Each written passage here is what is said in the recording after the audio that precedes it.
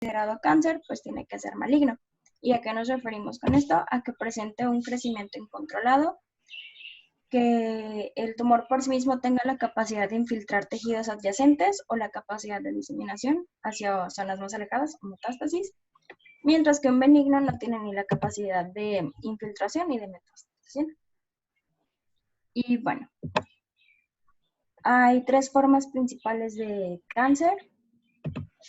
La primera es sarcoma, es un tumor que se origina a partir del tejido mesenquimal, siendo este hueso, músculo, tejido conectivo, así como el sistema nervioso. Tenemos también el carcinoma, que es un tumor originado a partir del tejido epitelial, como el de intestino, bronquios, conductos mamarios. Y tenemos también los tumores malignos hematopoyéticos o linfoides, que pues estos son leucemia y linfoma, que van a afectar tanto a la médula ósea, sistema linfático, como sangre periférica. Y específicamente cada uno de estos grupos se va a clasificar de acuerdo a su localización, a su tipo tisular, aspecto histológico, así como el grado de malignidad. Y bueno, vamos a pasar ya a las bases genéticas del cáncer. Que bueno, como ya le había comentado al inicio, el cáncer es una enfermedad genética. Esto es independiente de que se presente de forma esporádica por una mutación somática o que sean casos repetidos en muchos individuos de una familia como resultado de un rasgo hereditario. Entonces, siempre es una enfermedad genética. Y bueno, vamos a hablar de la oncogénesis o el desarrollo del cáncer, que este se debe a mutaciones en uno o más de los genes que van a regular el crecimiento y la muerte celular programada. Ahora, cuando el cáncer se presenta de forma como síndrome de cáncer hereditario, la mutación inicial que da lugar a la neoplasia se va a heredar a través de la línea de células germinales. Entonces, va a estar en todas las células del cuerpo.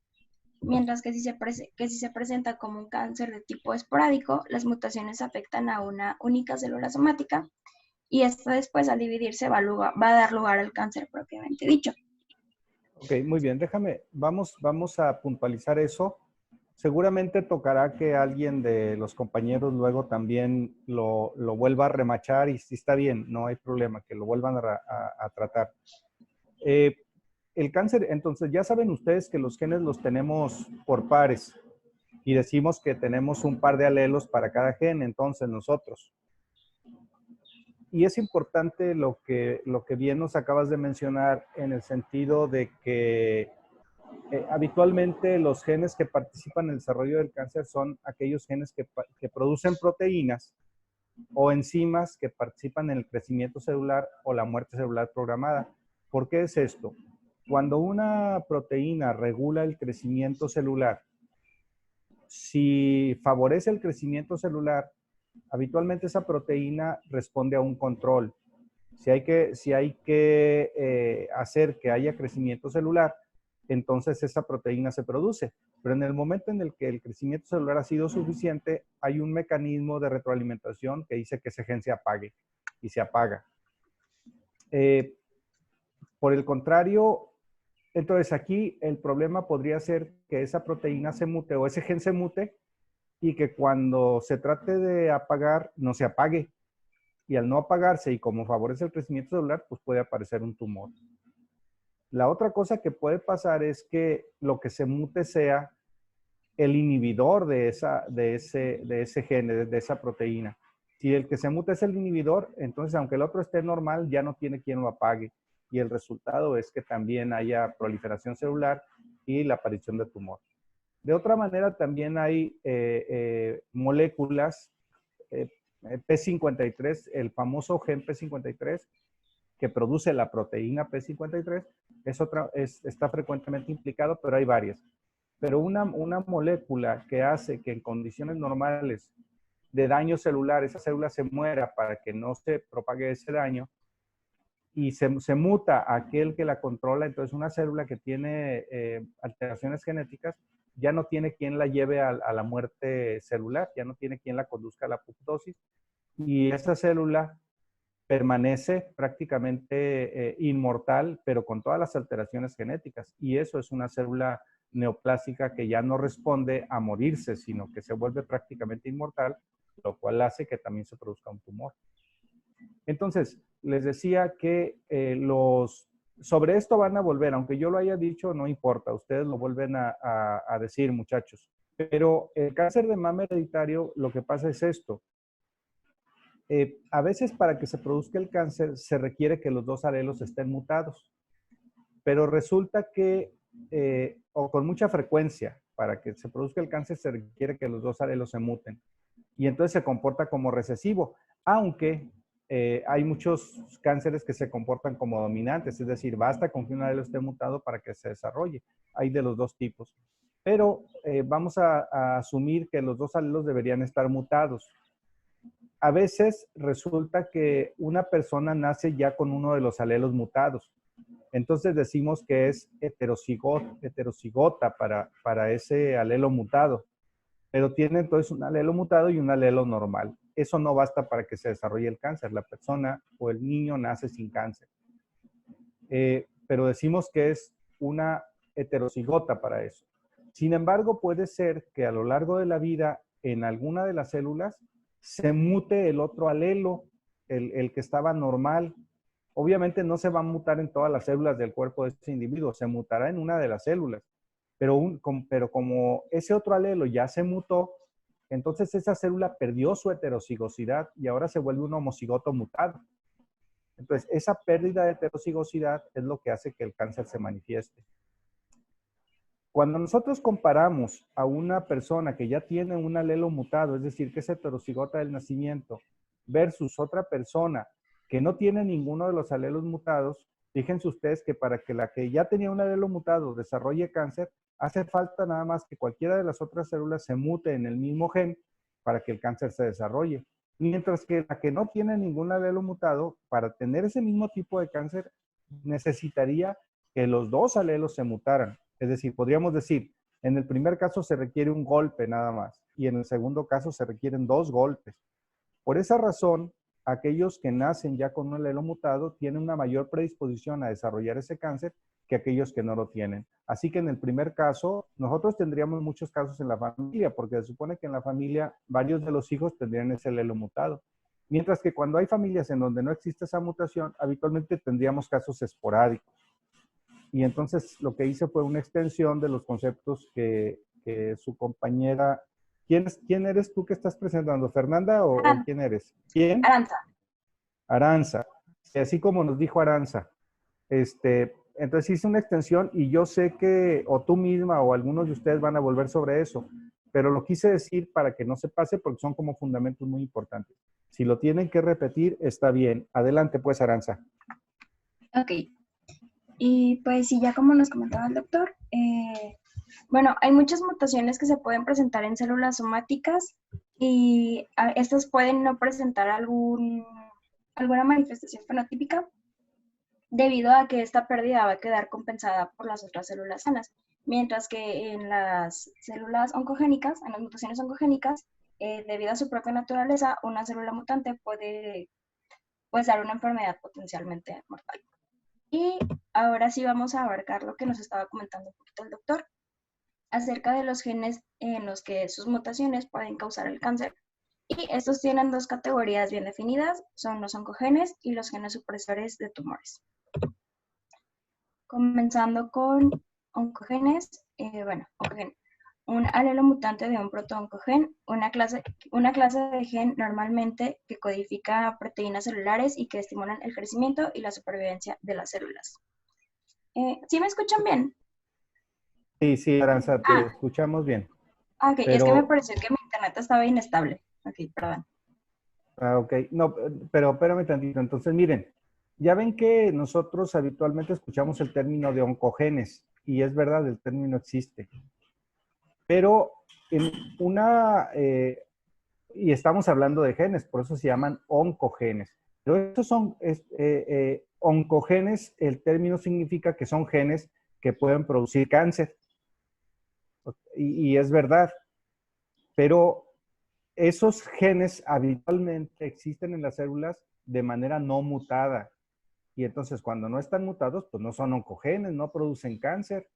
Son genes que participan en la proliferación celular y tienen sus nombres y son nombres absolutamente normales. Pero esos genes que participan en la proliferación celular, que cuando se mutan se transforman en oncogenes, nosotros los llamamos proto-oncogenes. No quiere decir que estén predispuestos a desarrollar cáncer. Nomás les ponemos proto-oncogenes porque asumimos que en estado mutado pueden provocar cáncer. Entonces, cuando nosotros hablamos de protooncogenes, estamos hablando de los genes que son los genes silvestres, los genes naturales y que habitualmente participan en la proliferación celular. Son genes normales. Pero ya cuando esos genes se mutan, se transforman en oncogenes. Entonces, nada más para señalar esto, protooncogen es el gen normal y oncogen es el gen mutado. Eso quería que quedara claro. Muy bien, adelante. Sí. Y bueno, tenemos los genes supresores de tumores, que estos se dividen en guardián y en cuidador. Comenzando con el guardián, estos controlan el crecimiento celular y cómo lo hacen, bloquean el desarrollo tumoral al regular ya sea la transición de las células a través de los puntos de control en el ciclo celular o al estimular apoptosis con control de división y supervivencia celular. Mientras que los cuidadores protegen la integridad del genoma propiamente. Ahora, a ver. Ahora, los oncogenes van a facilitar la transformación maligna mediante la estimulación de la proliferación o la inhibición de la apoptosis, lo que nos comentaba ahorita el doc. Y bueno, bien, habiendo ya visto la función de los genes supresores de tumores, pues ¿qué pasa cuando hay una pérdida de la función? En el caso de los guardianes va a haber una acumulación celular incontrolada.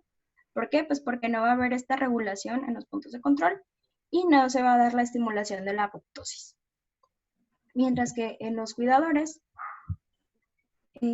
pues esta nos va a llevar a una acumulación de los oncogenes y en los genes guardianes, lo que nos va a llevar propiamente a la iniciación y la promoción del cáncer.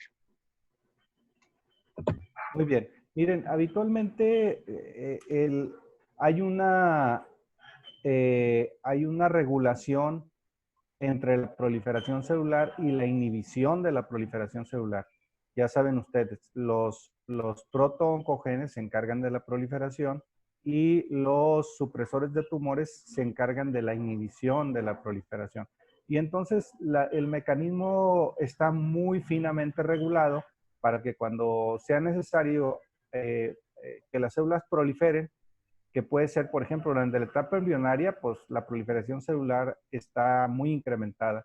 Pero ya en la etapa adulta, en donde tendríamos el caso donde necesitamos proliferación celular, en el caso de una herida, por ejemplo, debe haber proliferación de fibroblastos para que restauren la herida,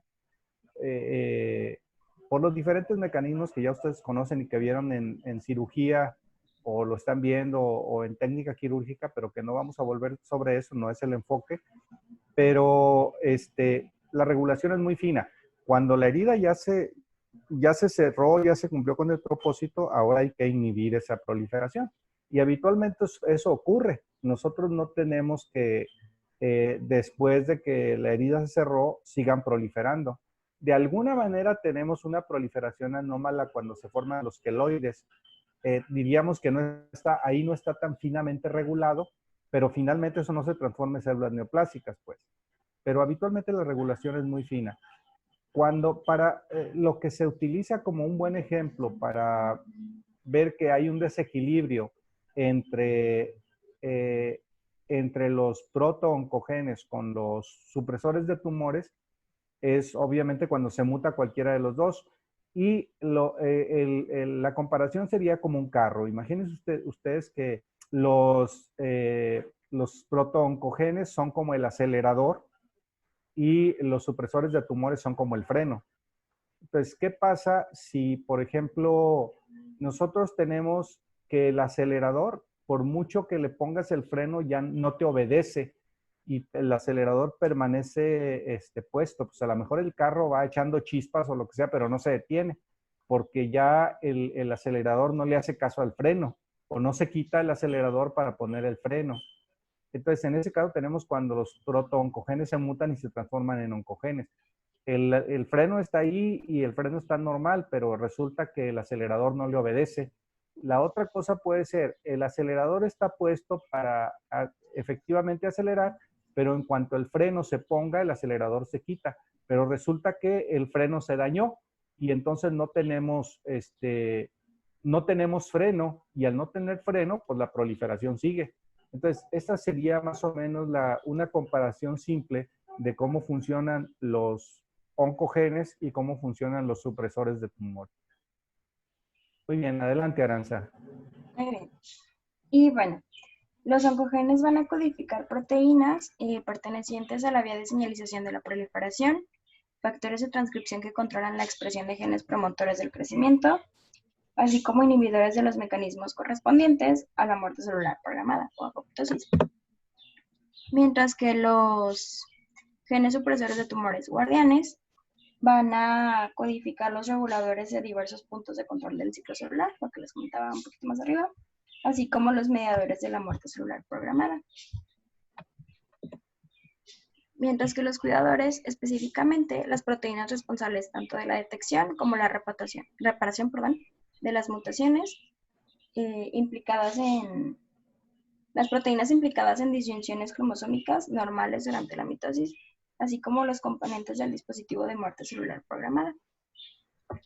Y bueno, si no hay dudas en esto, pasaríamos a los oncomirs. Que bueno, estos forman parte también de los genes involucrados o implicados en el cáncer.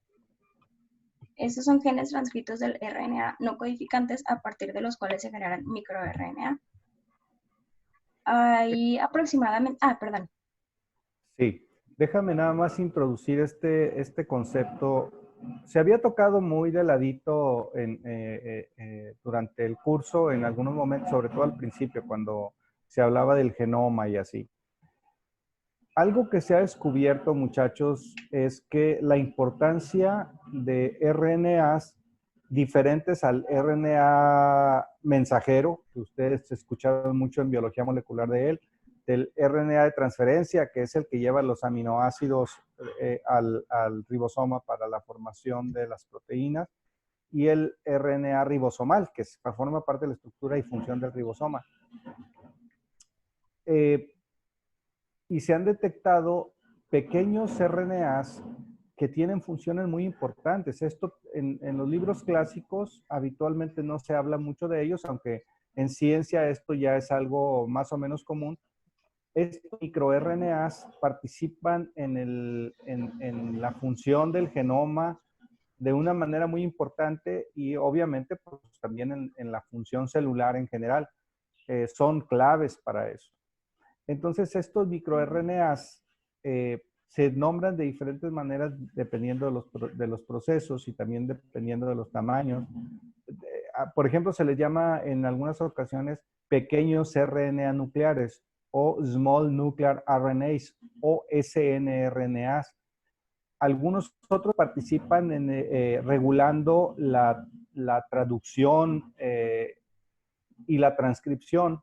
Y por ejemplo, se les llama RNA, los iRNA o interfering RNAs.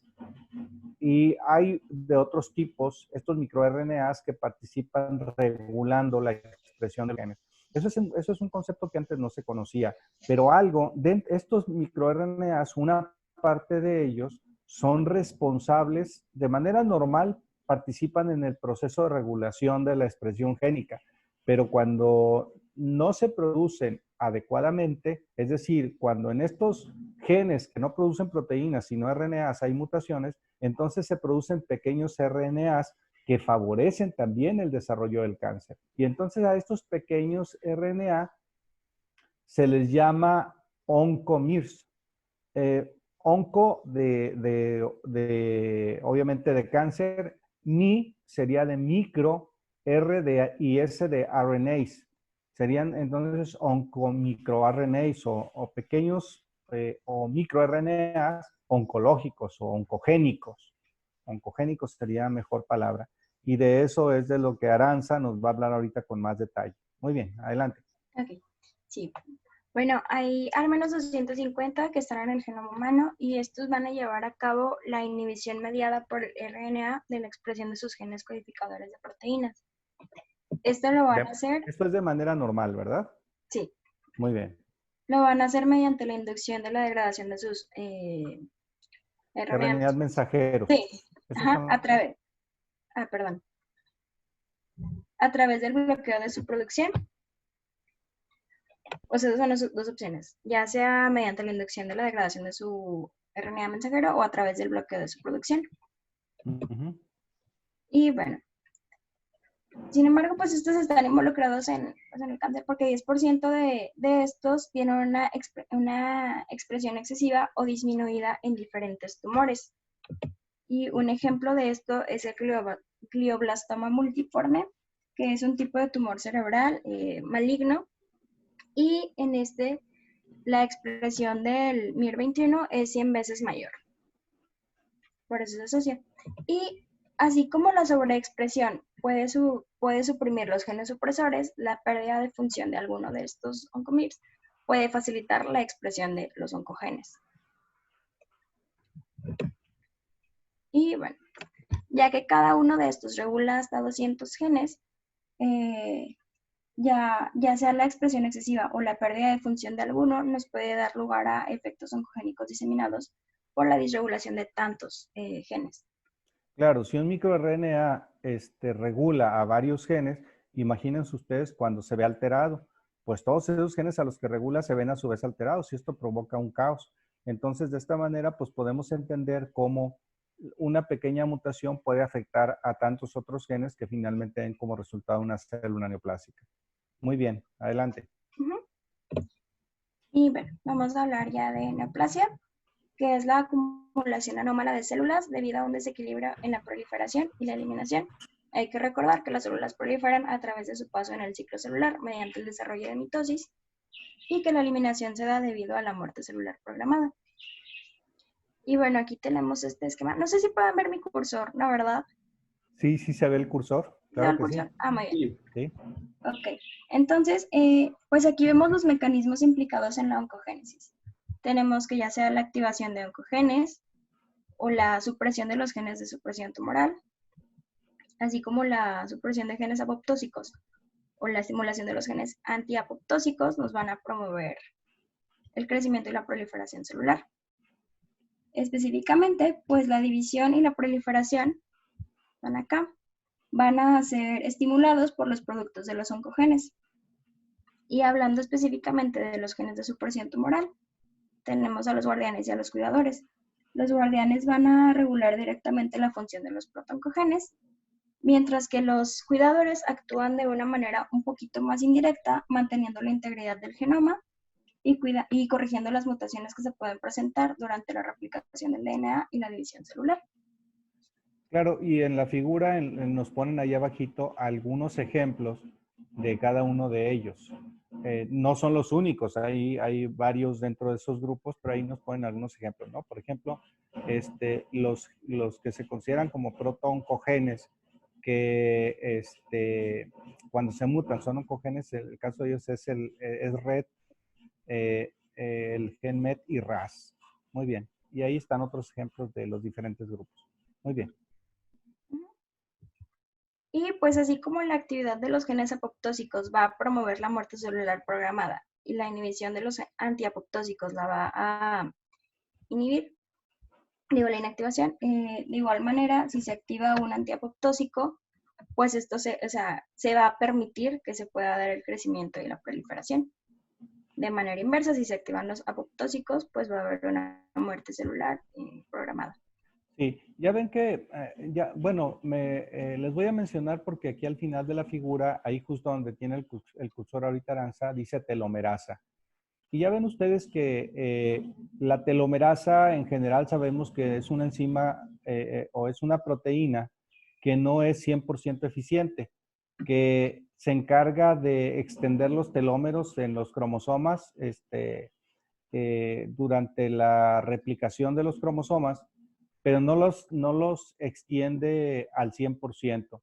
sino que se van perdiendo unos pocos telómeros con cada división celular. Ese es un concepto que ustedes ya habían escuchado, pero que también habíamos mencionado en clase. Y alrededor, poquito más de 60 divisiones celulares son las que se puede extender la vida de una célula, pero como se van perdiendo telómeros, llega un momento en el que se perdieron tantos que ya no es posible replicarse y entonces la célula entra en apoptosis. Y esto pues, se considera en general para los organismos como parte del proceso de envejecimiento. Pero ¿qué pasa cuando una telomerasa se vuelve muy eficiente y entonces a los telómeros los completa en cada ciclo celular, no se acortan? Entonces, si no se acortan, esa célula no sufrirá un proceso de envejecimiento. Y si no sufre un proceso de envejecimiento, entonces tendremos una proliferación celular descontrolada. Uno diría, si la telomerasa fuera tan efectiva en todo el organismo, caray, a lo mejor estaríamos hablando de la posibilidad de que un sujeto se vuelva inmortal. Eso, bueno, pues se ha planteado como algo, digamos, filosófico, científico, pero la verdad es que cuando ocurren mutaciones en telomerasa ocurren en alguna célula específica. Y entonces esa célula podemos decir que de alguna manera se vuelve inmortal, pero las que están a su alrededor no. Por lo tanto, lo que tenemos como resultado es la formación de un tumor con una proliferación descontrolada. Muy bien, adelante. Y bueno, tenemos también que las mutaciones en los genes de supresión tumoral son recesivas, por lo que cuando ambos están mutados o inactivados, pues el crecimiento se va a quedar sin regulación y se va a comprometer la integridad del genoma porque pues se va a propiciar el crecimiento celular y su proliferación. Y bueno, ahora pasando a la iniciación del cáncer, hay diferentes tipos de alteraciones genéticas que son las responsables de la iniciación del cáncer. Tenemos desde las mutaciones con ganancia de función, las mutaciones ectópicas o heterocrónicas de los protoncogenes, translocaciones cromosómicas, que estas nos van a dar la expresión errónea de genes, y la creación de genes híbridos, ya que pues estos van a codificar proteínas con propiedades funcionales nuevas, diferentes a las que normalmente o originalmente deberían tener. Sí, un ejemplo de lo que se consideraría como genes híbridos es el que se forma cuando hay la translocación 922 y particularmente los genes BCR y ABL, ¿verdad? Que ya se han descrito para la formación del cromosoma Filadelfia. Se forma un gen híbrido BCR-ABL que es un oncogen. Muy bien, adelante. Y tenemos también la pérdida de función de ambos alelos o las mutaciones negativas dominantes de un alelo de los genes supresores de tumores. Y esto igual lo vamos a ver un poquito más adelante. Y ahora hablando de la progresión tumoral, pues una vez iniciado el cáncer, este va a progresar mediante la acumulación de alteraciones genéticas adicionales. Y esto puede ser a través de mutaciones, del silenciamiento epigenético de los genes cuidadores, como ya lo hemos comentado. Y pues también es importante resaltar que la alteración de la expresión de genes va también a estimular los genes que promueven la vascularización y la propagación del tumor mediante infiltración local y mediante la metástasis. O sea, esto tiene que ver con la progresión.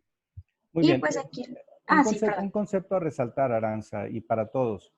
Entonces, aunque cuando nosotros hablamos del desarrollo del cáncer hasta ahora hemos dicho que mutaciones en un gen o en otro pueden provocar el cáncer, en general el concepto es que una sola mutación de un solo gen no produce cáncer.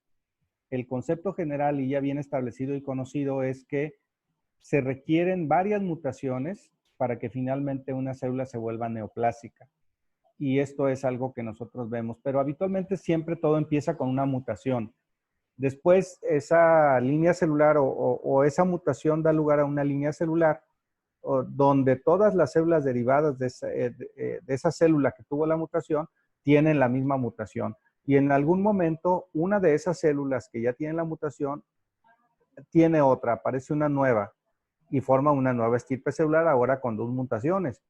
Y en algún momento de esa que ya tiene dos mutaciones aparece una tercera mutación y así se va acumulando.